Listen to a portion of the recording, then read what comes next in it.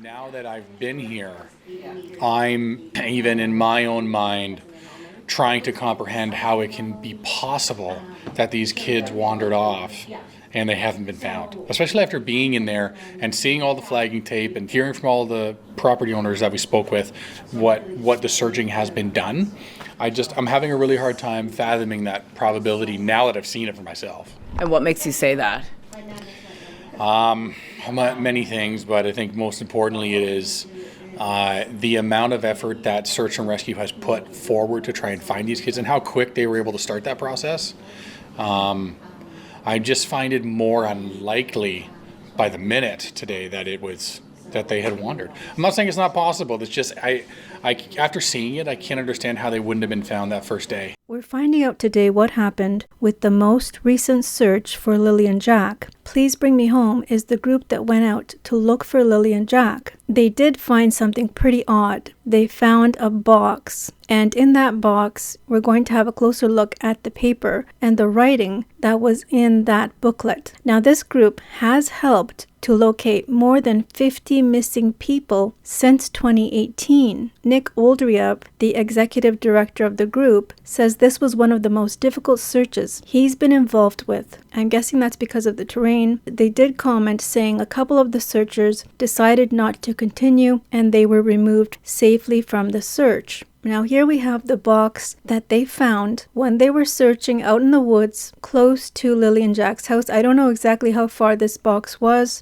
I'm guessing that information will come soon, but inside the box they show us this Ziploc bag, and it appears that there are a few cards, business cards in there, and some other stuff. This is the man who led the search. He did say they had some difficulty with the walkie-talkies not working properly, saying it had been very difficult. And they did locate a few items. They found a shirt which they collected and sent out to the RCMP, but he said that shirt is probably not connected to Lily and Jack's disappearance. However, he said the RCMP was very interested in the box they found that had certain names in it that he can't say, but there is a photo of that box. Now here is the shirt, and it looks like a black shirt with, obviously there's a blue and aqua turquoise color here, and I don't know what this part is, this white part. Also, they found this box, which you can see here. There's water right here. I'm guessing they found it somewhere close here, and right in this area where there's tons of trees and bushes. Like this isn't much of a path, so I'm surprised they found it, and I'm wondering if in fact this is where they found it. Let's have a closer look. And there it is. So there is a little notepad here inside of a Ziploc bag, which was inside of this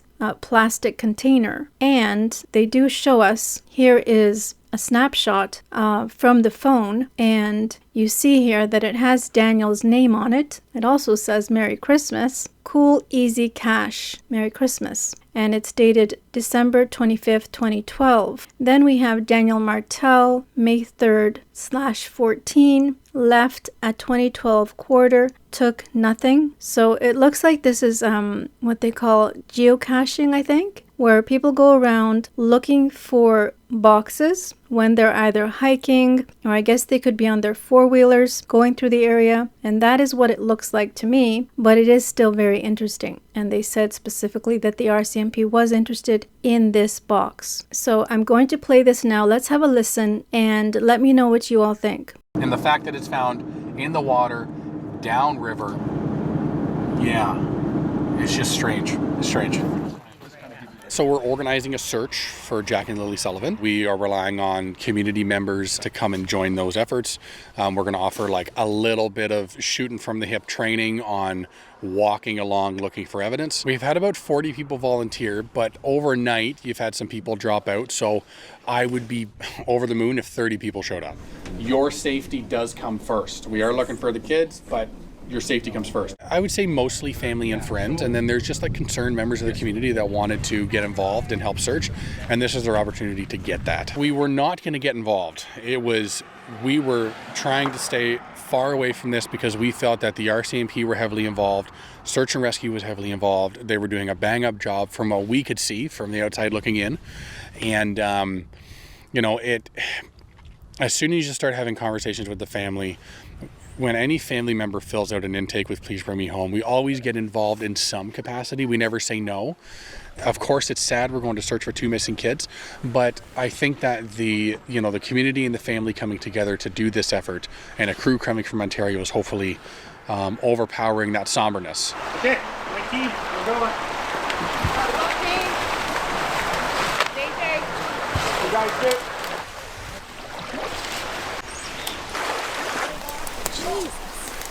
Can you describe how the day has been going so far? It's been a wee bit stressful. Just trying to manage from the outside to make sure that the searchers are safe, and there's 6 groups, so it's a lot of moving around and making sure that they're okay. Like I've had to get 2 people out who've needed to go out because it was too much for them.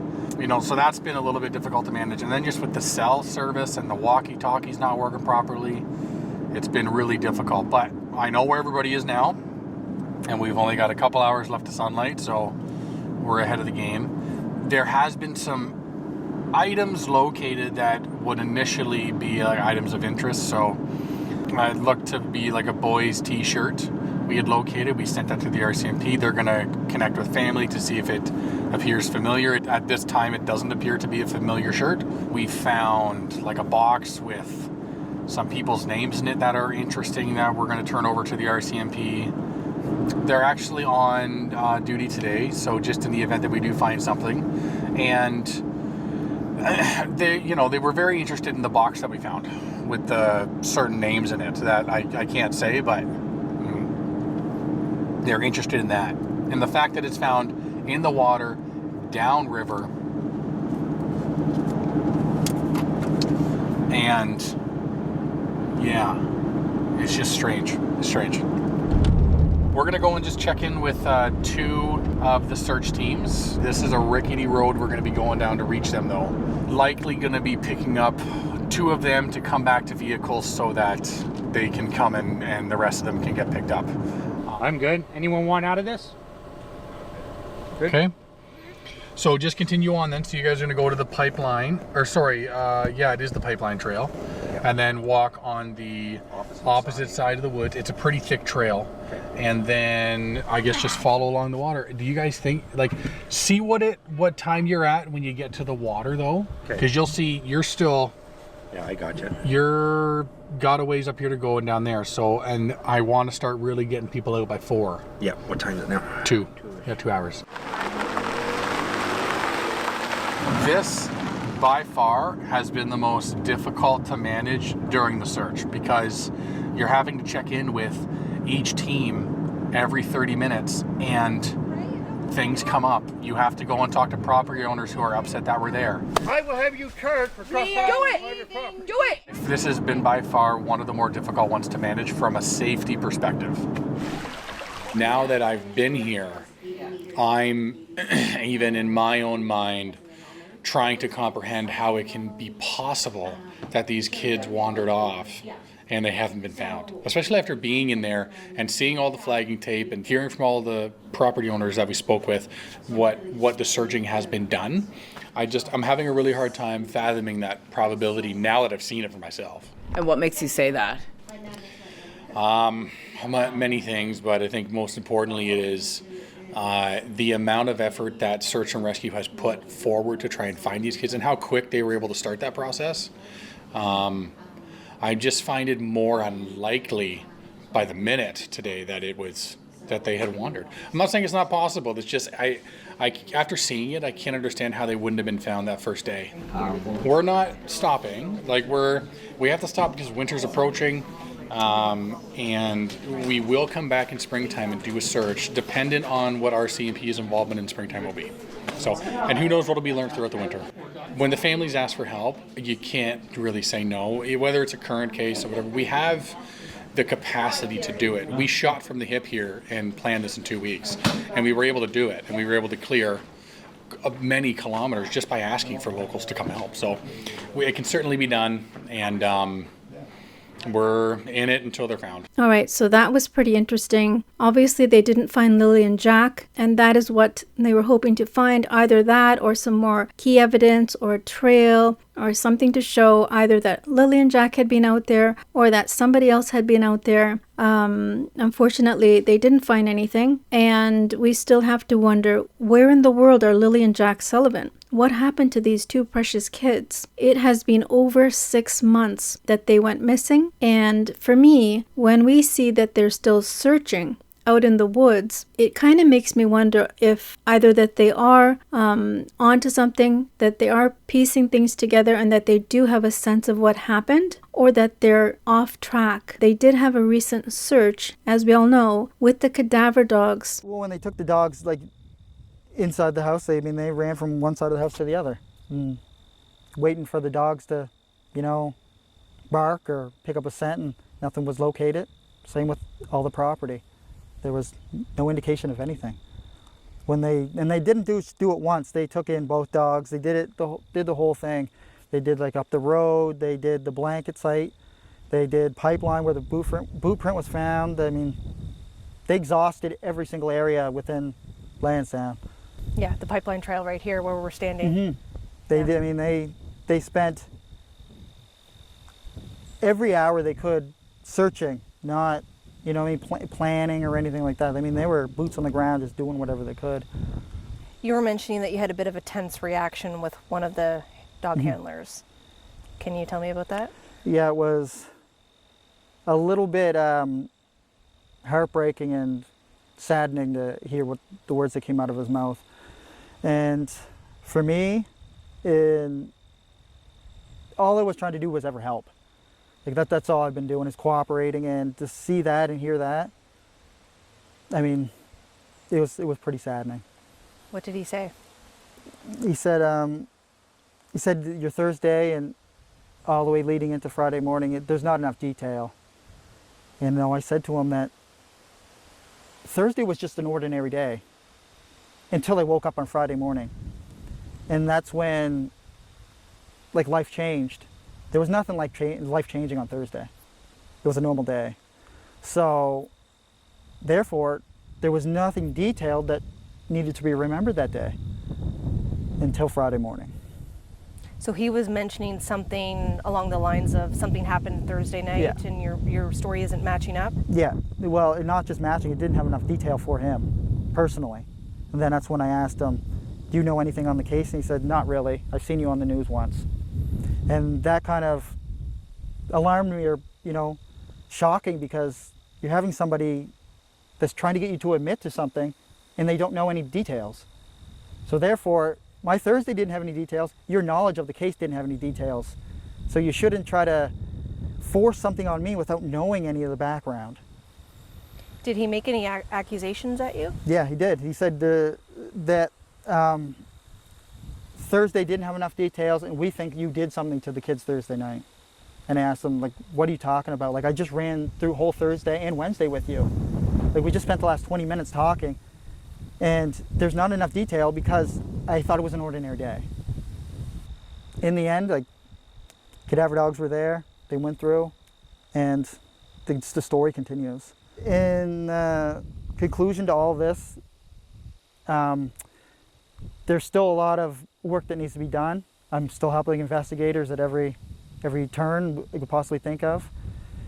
And hopefully we see some kind of resolution soon, or some kind of outcome that's positive.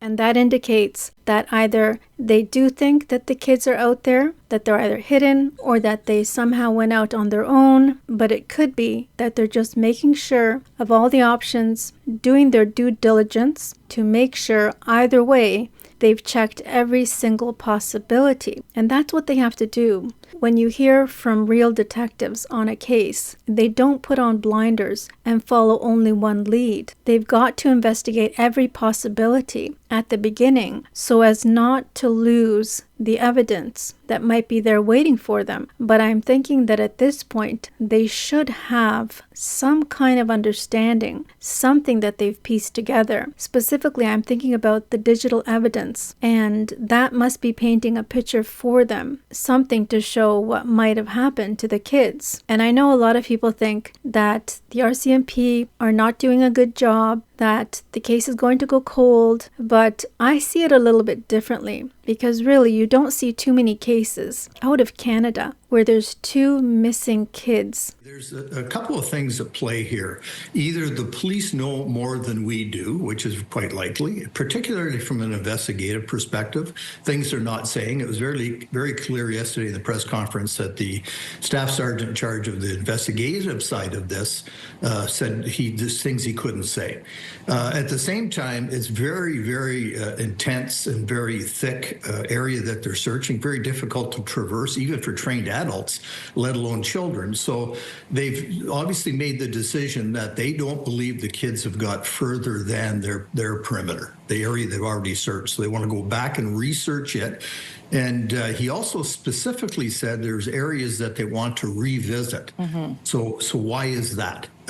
It's disturbing to me that they think the children may not be alive, but the RCMP are really good at this, big searches and investigations, and so they know something we don't, and we have to trust them. Well, major crimes would always be involved with missing children because either they're lost, which is certainly what they've been hoping to be the case, and then find them alive, or they've met with foul play in some way. And there's a couple of different avenues that could go, either a stranger abduction or someone that is known to them.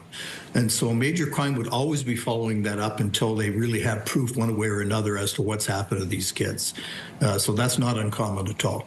That is why this case has gotten so much attention. Of course, they're going to put their best investigators on this case. They're going to call different team members to go over everything, and I think they're going to want to solve this case because it's going to look pretty bad if they don't solve it. It's kind of just going to linger there for years. If this case is not solved, people will not forget it, and it's going to be talked about in 5 years, and 10 years, and 20 years. It's going to be kind of like the JonBenet Ramsey case, where that's kind of unsolved to this day in a way. Although most people do have an opinion as to what happened, but you get my point. Basically, a case like this one, if it's not solved, it's not going to go away from the public's memory. And it seems as time passes, there's more and more intrigue because you think by now the case would have been solved. So leave me your comments, let me know what you all think, and we will discuss this more in the next video. Thank you so much for joining me, and bye for now.